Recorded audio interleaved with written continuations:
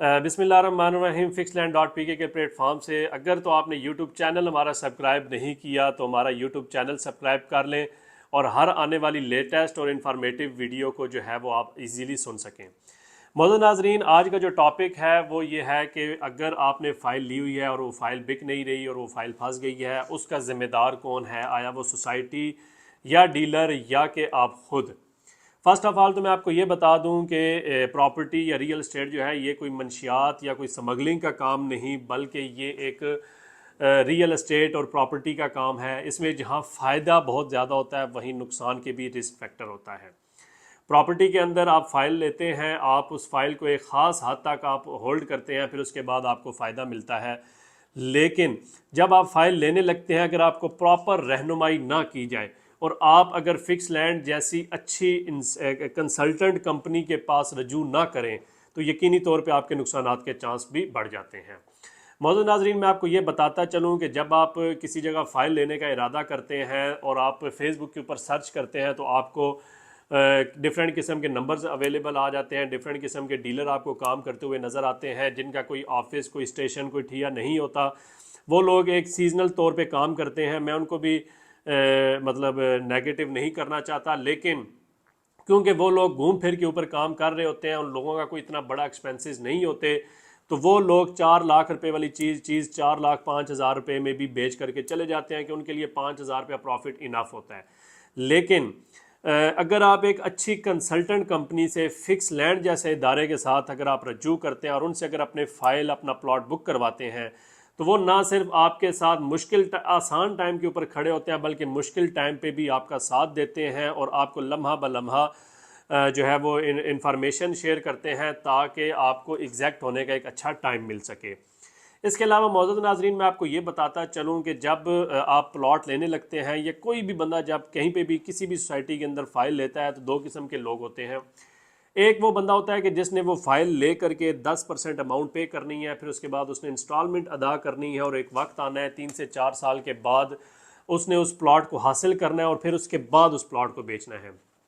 दूसरे किस्म के लोग वो होते हैं कि जिन लोगों ने फ़ाइल लेनी है और लेने के बाद उस फाइल को ही आगे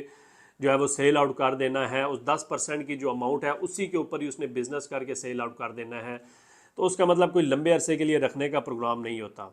हमारे पास जब कोई बंदा आता है तो हम उसका पूरा एक एनालिसिस करते हैं। जैसे डॉक्टर मरीज़ को डायरेक्ट दवाई देने से पहले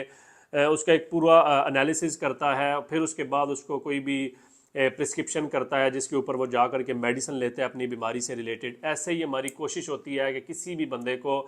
अन्य वाह फाइल पकड़ाने से बेहतर है कि उसको एक प्रॉपरली गाइडलाइन दी जाए और उसको एक ड्यूरेशन बताया जाए कि भाई आप इस ड्यूरेशन से पहले नहीं निकल सकते, अगर आप इस ड्यूरेशन से पहले एग्जिट होंगे तो आपका नुकसान का चांस ज़्यादा है। तो कोशिश किया करें कि जब भी आप कहीं इन्वेस्टमेंट करने लगें तो ऐसे राह जाते डीलर्स या ऐसे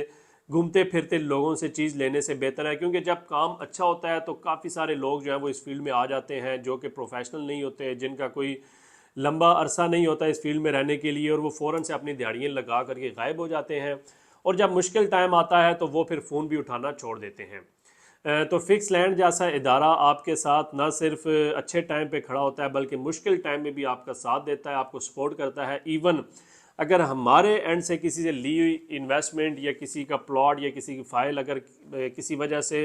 रेट उसका लो हो भी जाए टेक्निकल वजूहत पे या पॉलिटिकल वजूहत की बिना पर, तो हम उसकी फ़ाइल को नुकसान होने से बचाते हैं और उसकी जो ज़रूरत की अमाउंट होती है उसको पे करते हैं और हम वो फ़ाइल अच्छे टाइम के ऊपर सेल आउट कर देते हैं। तो बेसिकली आज की वीडियो का जो टॉपिक था कि जब आप फाइल लेने लगते हैं तो इसमें सोसाइटी का भी कसूर नहीं होता या इसमें डीलर का कसूर भी किसी हद तक आप कह सकते हैं कि होता है, क्योंकि वो उसको प्रॉपर गाइड नहीं करता। लेकिन at the end of time